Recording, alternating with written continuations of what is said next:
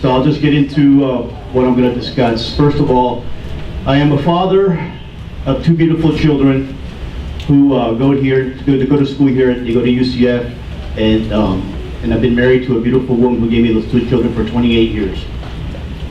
I retired from the Highway Patrol after 32 years, 18 months ago.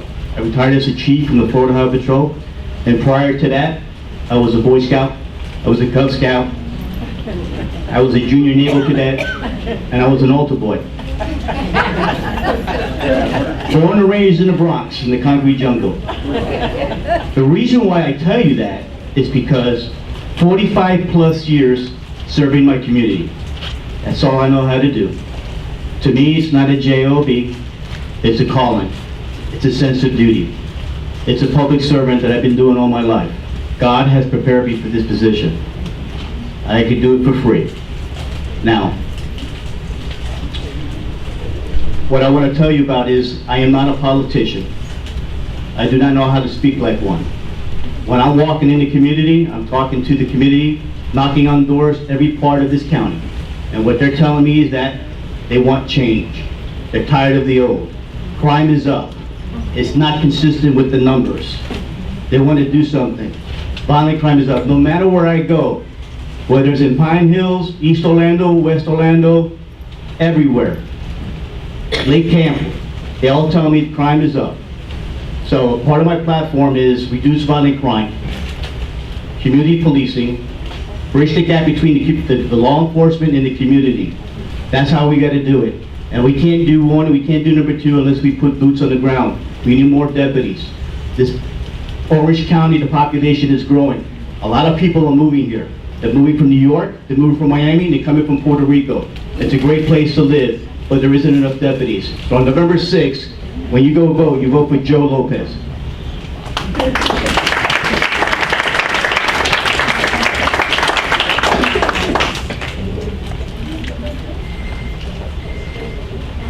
And now we'll ask Chief Mina to come up for his 2 minutes.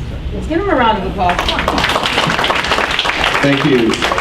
Thank you to Sandra, thank you to Rosemarie and the Pine Hills Community Council for hosting. Thank you for all of you for being here, for being invested in your community. So I am Chief John Mina. I'm running for Orange County Sheriff. So I'll get into it quickly. Right after high school, I joined the United States Army. I was stationed in Fort Bragg, North Carolina, part of the 82nd Airborne Division. I'd always wanted to be a police officer in the Orlando Police Department, came up there to recruit.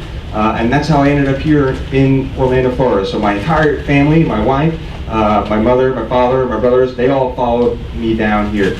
I have been a resident of Orange County for 28 years. This is the community that I chose to raise my family in, the community that I care deeply about.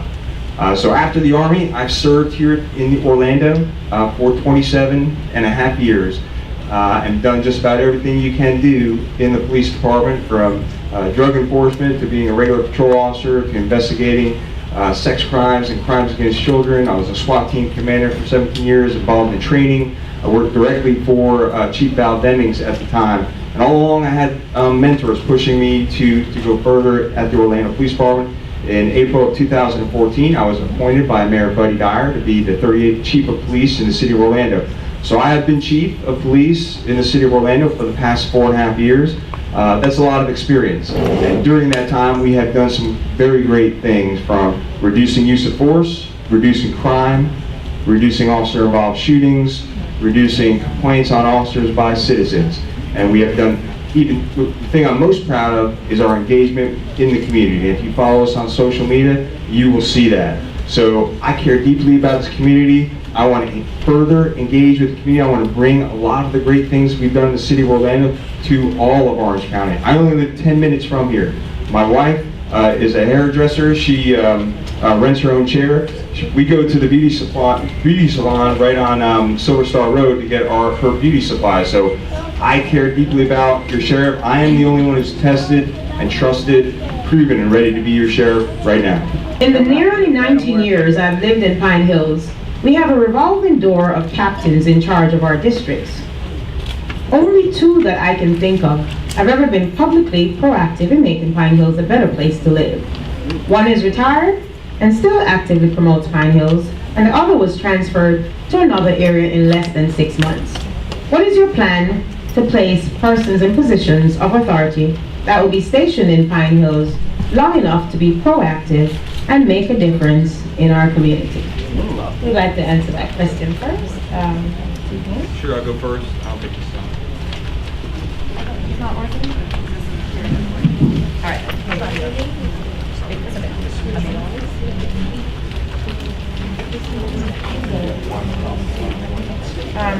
Sure. So it's very important to have continuity in your leadership in different areas. So that's why I have already proven at the Orlando Police Department to keep, many of the commanders always want a reorganization, want something new. So I have been committed to keeping captains in their patrol sectors, within their divisions, and not just moving people around to move people around. Now with that, people do get promoted, and it's time for them to go to the next level. But my commitment to all of you is that the leadership will reflect the diversity of our community, and that's something that I've already proven to be. And I think whatever captain, whatever commander is assigned to Pine Hills needs to get to know the residents, needs to interact with the residents and attend their community meetings and know what's going on, get a feel for not only the crime in the area, but what are we doing to engage our youth.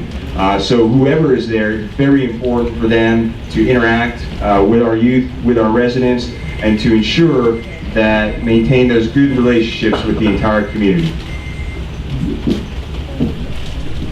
Can everybody hear me? Yeah. That's a very good, hello? Yes. Okay.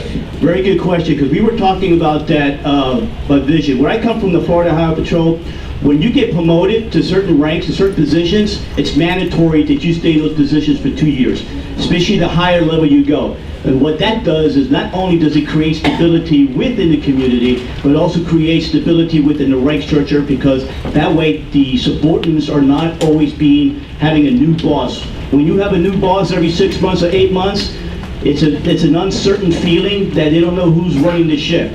So what I will put in place, I do understand there's going to be a needing of reorganization at the Orange County Sheriff's Office, because they do move the captains and the lieutenants and the majors around every so often. So they don't like it. You don't create an expertise in that area, and the community doesn't have somebody they can go to.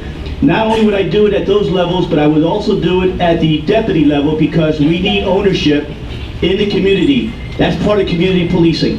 So in closing is, if the deputies have ownership in the community gets to know who they are, so that way they can be very responsive to the community. Again, good evening, and thank you for the opportunity to be here tonight. My name is Daryl Shepard. I'm the Democratic nominee for Orange County Sheriff. I would like to first again thank my opponents for their service in law enforcement and sacrifice, and for their families. I have 2 minutes, so I'll cut it short. First, as I said, I'm the only law enforcement, or only person that's been on both sides of law enforcement. I've been a law enforcement officer, and I've been arrested. Yes, I said it. I've been arrested. While I've never been convicted, I have the unique understanding of being on the other side of law enforcement. I will commit my tenure as sheriff to bridging the divide between officers and the communities they serve.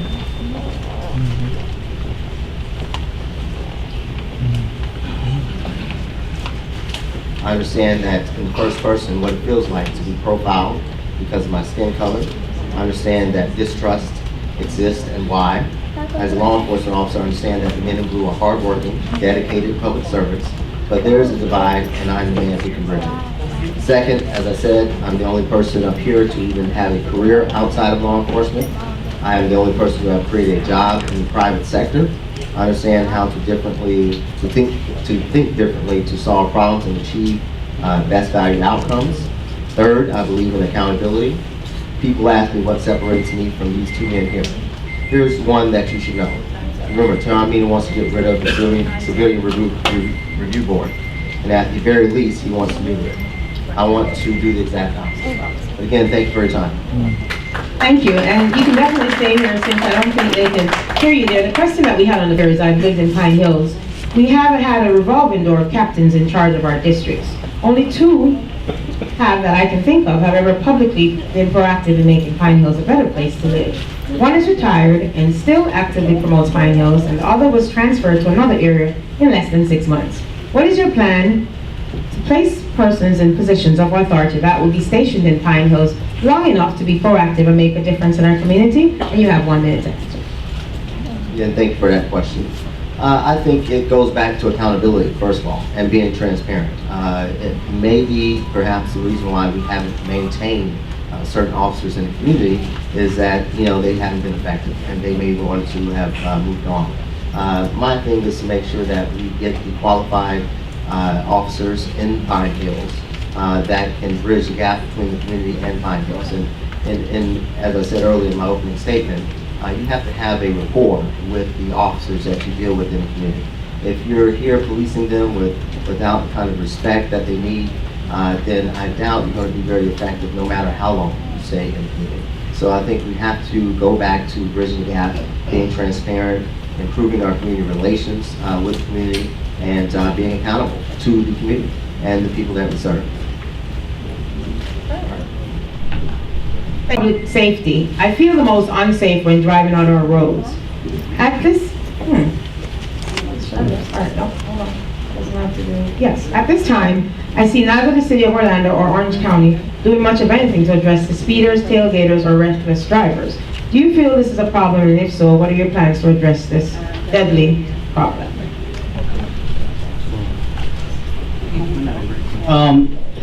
Like I said, retired from the Florida Highway Patrol after 32 years. I retired as a chief. That's one of the things that we did was traffic safety. People, they say, well, sometimes traffic safety is not so important, but bad guys drive cars too. And when they are coming from a robbery or so forth, so you gotta also enforce that. Now, when it comes to traffic safety, there isn't enough deputies right now. So Orange County Sheriff's Office is completely understaffed. So they're holding calls. When they're holding calls, they're unable to do much of proactive traffic. They do have a traffic unit that they've been robbed of because of all the deputies that have been put in schools. So they have less deputies on the road and all in the schools, and the motor unit is not functional as it should be. So one of the things that I need to do is to make sure we put more deputies and create traffic details and to work and possibly work with the Florida Highway Patrol so we can reduce some of the crashes that's going on in Orange County. People die in crashes, all right? 50,000 people die a year in traffic crashes. So it's very important that we have a very aggressive traffic enforcement. Thank you. Well, traffic safety is extremely important, and that's why at the Orlando Police Department, we have been focused on that. And not only are we able to do it within the means from our own budget, but we have leveraged federal funding, state funding through Best Foot Forward to have extra traffic details at intersections. That's something that I'm going to continue with the Orange County Sheriff's Office, and make no mistake about it, traffic is very important, but the majority of my focus will be on the reduction of violent crime and crime in our neighborhoods. And yes, we will have traffic enforcement, but the vast majority of our enforcement will be to reduce violent crime. Thank you. Again, I think it goes back to accountability. And when I say that, that means holding ourselves accountable. As citizens, if we know this is our neighborhood, we need to reduce our own speed. I don't think we need someone telling you what the speed is. With that being said, traffic enforcement is important. I want to make sure that we don't stretch it to the point where we over-criminalize our population, our citizens, by giving out excessive criminal traffic citations. I think education is very important, making sure our speed limits are readily seen, and making sure that everyone knows that this is a problem area and we all need to be held accountable. I know in law enforcement as well, we have to hold the officers accountable. There's a lot of speeding that goes on without lights and sirens. So again, if we're going to give out tickets, I think we're going to have to slow ourselves down and make sure we obey the same laws. Thank you. Thank you. I'd like to recognize our Orange County Clerk of Courts, Mr. Kumar Russell. Mr. Russell's right. I don't see well far, so if I spot you, you had on a bright shirt, so I was able to spot you coming. Absolutely. Okay, we have room for, I think, 2 or 3 more questions, so I'm trying to get through them really quickly. There's been a culture of excessive use of force within the police department. Which measures will you take to bring back trust in the community where people of color are profiled and excessively abused? And we'll start with I don't want to overstate this, but accountability is very important. Transparency is very important. Community relationships are very important. As you've seen, as was stated, there is a serious crisis when it comes to the treatment, especially of minorities. And I feel it does not matter if you've been accused of a crime, you should be treated with the same respect and dignity as any other human being. We have to go through due process. We live in a country of constitutional values, and it's very important. So under no circumstances, under my tenure as sheriff, will anybody be abused or kicked or beaten by a law enforcement officer unless their life is in danger or is absolutely necessary. And in the event that that happens, they will be charged just as a citizen. Thank you. Since I have been chief, because of the measures that I have put in place, we have reduced the use of force by 30%. We have reduced officer-involved shootings, and we have reduced excessive force claims by 80%. And the reasons for that are the measures that I put in place when I first became chief, and that was de-escalation training, accountability, changing some policies related to use of force. And what happened is it forced the numbers to go down. At the Orlando Police Department, most of our use of force incidents relate to intoxicated persons and the use of pepper spray and taser, those implements that are less likely to cause injury. And it's all about holding officers accountable. I've terminated officers for excessive force.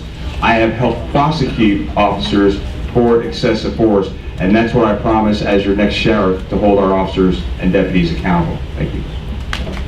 Thank you. First thing, I'm not going to mislead the public or the media. I'm going to be transparent, and we're going to hold our officers accountable. I was chief of investigations when I had internal affairs. We had to put troopers in jail. It's not a fun thing, but we can hold them accountable. The other thing we're going to do is that we're not going to take 2 years to investigate excessive use of force. We're going to take about 30 to 90 days, and that's the way it should be done. That's what we did at the Florida Highway Patrol.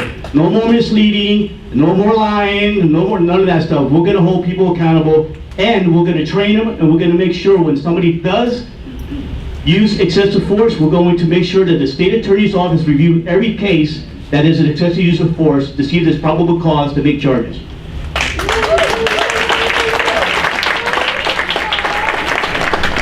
All right. Well, there's a lot of questions coming up, and I know we can't all get to every single question. Please understand we have another 10 minutes, so I'm thinking we should cut this down to about 45 seconds to give some more questions an opportunity to be asked. Promoting all sorts of crime prevention initiatives for Pine Hills gives the public the impression that this is not a safe community to live in. Recognizing that most, especially violent crimes such as murder and domestic abuse, are not random crimes, what is your plan to promote Pine Hills as a safe community to live in? Sure, I have a strong record at the Orlando Police Department of crime prevention initiatives along with community engagement initiatives. And like I said in the beginning, it's going to take 3 things: community engagement, proactive policing, and also collaboration within our communities.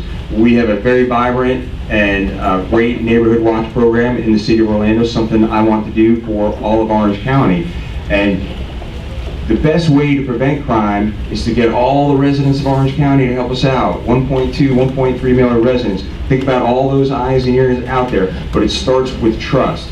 So if the residents can trust us and call us when something is out of place, this will help us. There can't be a deputy on every single street corner, okay? As much as we like to say we hired another 500 deputies, yeah, of course, but this county doesn't have the budget to do that, so it's going to take all of us working together in a collaborative effort. So myself and Sheriff Demings have already started that effort here in Pine Hills called the Power Movement, which gets the community involved in preventing crime in their neighborhoods. Thank you. Good question. As we noticed, that murder rate is up. It's already outlast 2017, and we're not even done with the year. So one of the things we got to do is we got to combat some of this drug crime. All right, that's what some of the murders coming from. You got to hit the drug crime. Yes, murder is a crime of passion, and sometimes is unable to predict. But you gotta go after those crimes that what influences murder. That's number one. We gotta start in the schools and teach our kids about guns, say no to guns. As a young trooper, I used to go around the schools in Miami and talk to the kids just like we talk about saying no to drugs, we say no to guns. Teach them, to tell them when they see a gun, what to do. We gotta educate them and let them know when they see a gun because of the law that came out back in the 90s about it, you are held accountable if you leave a gun out. So we also gotta teach the kids to do that. We have to look at the strategies we're looking at right now, making sure that we engage with the community, and so that way they can come and talk to us when there's crime. Thank you. And I ask everyone, please stick to the time, since we're running out of time. There's lots of questions here. First of all, I want to say I think Pine Hills is a great community to live in already. I think we can make it greater. I think as both the candidates pointed out, starting with Chief Mina, one is trust. It's hard to get to that trust point if you don't develop relationships with the community and you're seen as being untrustworthy and untransparent. Back to also what Mr. Lopez said, the overcriminalization of the community. I think dealing with drugs, as you said, we got to stop locking people up for minor drug arrests such as marijuana and separating fathers from their children and their families and making it much harder for them to provide for their families and then allowing other issues to come into the home. So there's a few different things that Pine Hills can do, but that's to make it greater, not to say that it's a bad place to live already. Thank you. Thank you so much. Would you favor and seek state legislation to prohibit gun shops from setting up businesses near our schools? I had an opportunity to go to the Washington Shores last night and listen to the community talk about this. I went there to learn, to listen to the community, to see what the concerns were. And they put a gun shop right in the middle of a community where there is a lot of drug activity. Yes. Well, I'm here to tell you, I don't think that was a good idea. However, Sandra mentioned about seeking legislation. Yes, if we can work together and come to some kind of resolution and agreement to make sure that we don't have guns in areas where you have high drug activity. We don't need to put fuel on the fire. Very familiar with that subject as well, and that gun shop moved in. I found out about it just like the residents found out about it. We saw a flyer one day and we said, well, how come people didn't come to the police chief and ask him what he thought about it? So obviously I think we're all in agreement. Terrible idea. Yes, there needs to be legislation, and I think the cities and the counties should try and push it a little bit and put moratoriums in place specifically in that area so that no other gun shops can be established in that area. I think, our state legislators need to take a hard look at the gun laws in this state, and we all need to work together and make this extremely safe county and state.